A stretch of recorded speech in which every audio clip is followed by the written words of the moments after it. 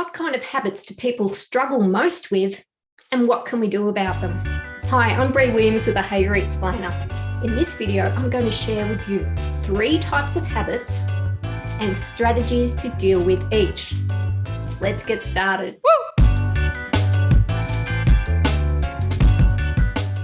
A few years ago, I wrote a book called The How of Habits.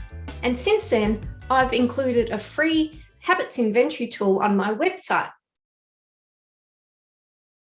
When people fill out that inventory, I get the de-identified and aggregate data, so I can see what people are really struggling with. Now, before I share what the data is telling us, I want to say there is no judgment from me about what people actually do. I refer to these habits as bad only to label the things that people possibly don't think are healthy or sensible to do.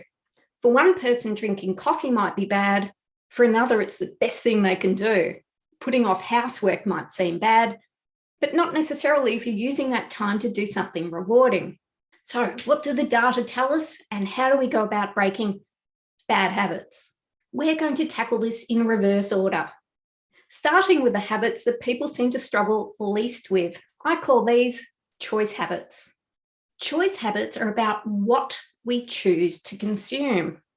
Things like choosing soft drink rather than water, or making unhealthy food choices, for example.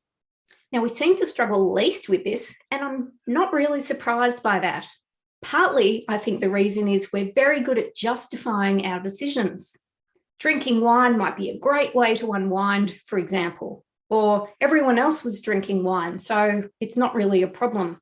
That means these choice habits can sometimes flow below the radar. They become a bit of a blind spot, particularly when we're filling out something like a habits survey. But these choice habits can also be the things we feel most disquiet or dissonance about, particularly in moments of self-reflection, because our choices might not be reflecting who we want to be. Next on the list comes time or timing habits. Time habits are about when we choose or choose not to do something. Things like putting off work or exercise or chores, texting while you drive, going to sleep too late, or drinking alcohol at inappropriate times. These are all examples of when you are choosing to engage in the behaviour. If you hear yourself ever thinking or saying, I really should get onto that, you're in the realm of time habits. Now, topping the table with the habits we seem to struggle most with are quantity habits. Quantity habits are about how much or how little we do of something, like how much time you spend on the internet or watching TV, spending too much money, not drinking enough water, or how much or little that you eat. The big problem here is knowing how much is the right amount. So what can we do about these habits? By categorizing our habits as either choice, time, or quantity, we can develop strategies accordingly. For choice habits, the core issue is the decision process. That means we can architect our choices by having better alternatives available. I've swapped out drinking wine at night, for example, by drinking flavoured soda water, and I've swapped out coffee for green tea. I also have a standing desk as my default, which means I sit less. So choice habits are really about having better options available when you need them, and making these options the easiest or the most appealing to use. As a rule, make the better thing the easiest to choose. For time habits, the core issue is procrastination, getting things done when you'd rather leave them till later. For that, you'll need to convince now me to bother rather than leaving it to future me to worry about. Here are a few things to get you started.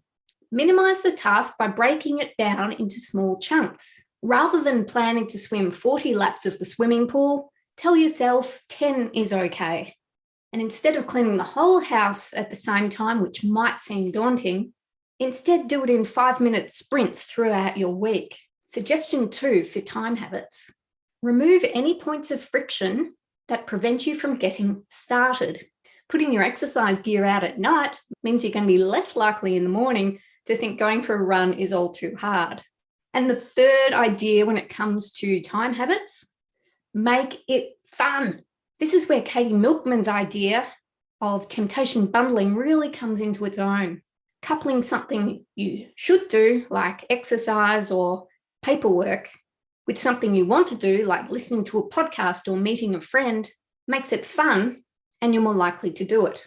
For quantity habits, the core issue is knowing how much of something is the right amount and sticking to it. If you're doing too much of something, start by setting yourself a cap. For instance, if it's digital media that's causing an issue, look for tools and apps that limit your time on particular programs. Bri Williams' book, Indistractable, will have some good ideas on this for you. What we're talking about here is commitment devices, where in your cold state, when you're thinking clearly, you commit your future self to a certain course of action. When you're in the moment, in your hot state, and wanting to be distracted or amused, you have preemptively protected yourself from that bad behavior. Lockable storage containers have become very popular because it means you can put your devices in the container and not even access them until the timer goes off. Now, if you're overspending, it's a good idea to use cash rather than credit cards. It's not only less convenient for you, so adding friction, but it also creates more psychological pain for you to part with your cash. With food, try using smaller containers and buying single-serve packages. Not great for the environment, but good to modify behavior. Here, you're looking for things that help your brain cue that you have had enough of something. It's using your environment to moderate your behavior. A fun-sized pack of chips, for example, is better than trusting yourself that you'll know when to stop dipping into the family-sized packet. Calorie counting apps can also be useful to hold you accountable, but be very careful of using them if you have a history or a predilection towards disordered eating. My last tip for managing quantity habits is to know whether you are a moderator or an eliminator. In other words, do you prefer moderating your consumption of something or eliminating it entirely? I tend to be more naturally an eliminator, which means I'm better at using an all or nothing approach. I either have chocolate in the house or I don't. I might drink alcohol on the weekend, but I don't drink it during the week. Moderators are much better at having a little at a time, and in fact make poorer decisions if they deny themselves entirely. You might find you're a moderator in some circumstances and an eliminator in others. So work out what works best for you. The aim is always to rely as little as possible on your willpower and make doing the better thing the easier thing, because it's not up to you whether you have habits, it's up to you which habits you have. Bye for now.